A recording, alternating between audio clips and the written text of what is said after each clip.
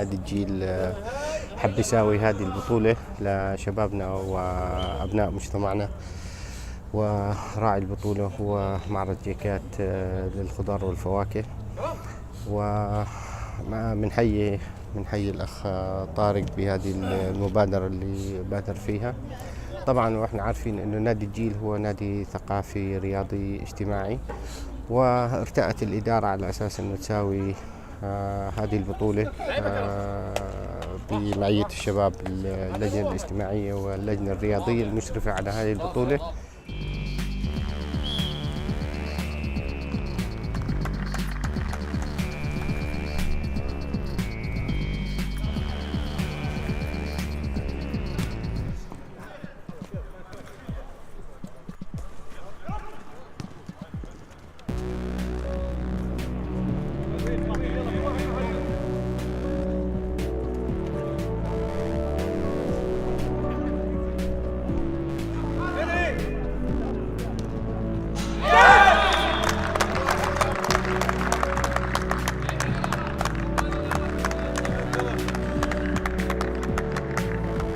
اليوم أول مباراة عم بقيموها، وراح يكون 12 فريق، وإن شاء الله الفريق الفائز هو راح ينول كأس البطولة والمقدم من راعي الحفل إن شاء الله، بالإضافة إلى الميداليات اللي سوف توزع.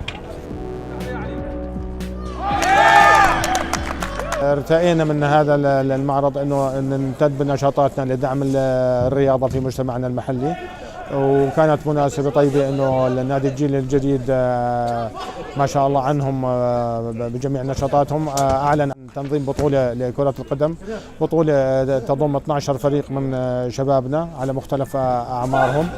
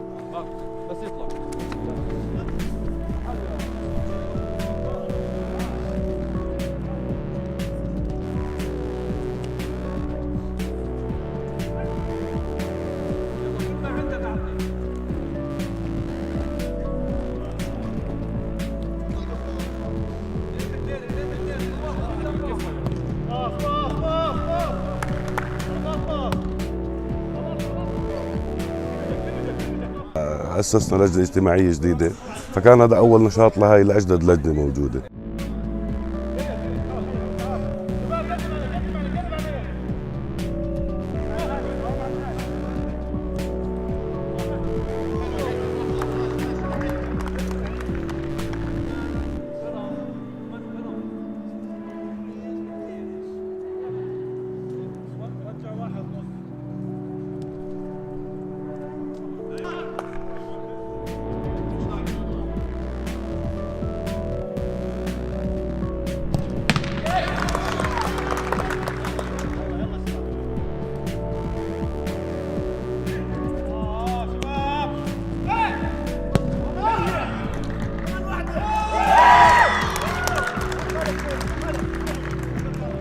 نحن جايين نخدم مجتمعنا واهلنا وناسنا، والكره هي في ملعبكم صارت.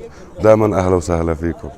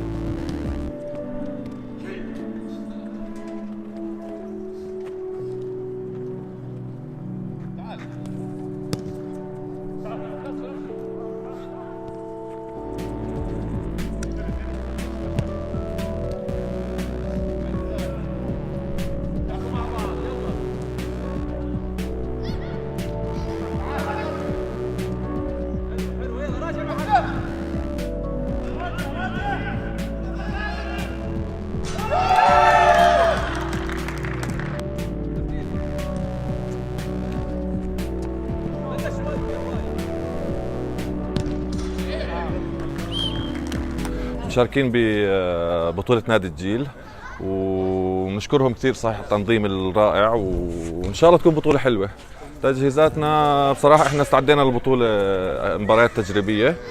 لا البطولة ما شاء الله يعني بداية مبين انه منظم منيح، وفي تسديدات حتى في الملعب مشكورين كثير عليها.